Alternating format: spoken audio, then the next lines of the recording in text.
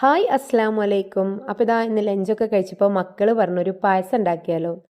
അപ്പോൾ ഇതാ 2 കപ്പോളം ഗോതമ്പ് എടുത്തിട്ടുണ്ട്. ഉപ്പുമാവിനൊക്കെ എടുക്കണ ചെറിയ ഗോതമ്പ് ഉണ്ടല്ലോ, അത് 2 കപ്പ് വെള്ളം ഒഴിച്ച് കുക്കറിലൊന്ന് വേവിച്ചെടുക്കുക.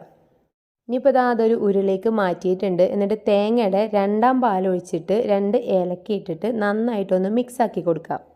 ഇനിയിപ്പോൾ ഇതാ ഒരു 200 ഗ്രാം ശർക്കര ഒന്ന് മെൽറ്റാക്കി എടുത്തിട്ടുണ്ട്, അതും പാടൊന്ന് ഒഴിച്ചു കൊടുക്കാം.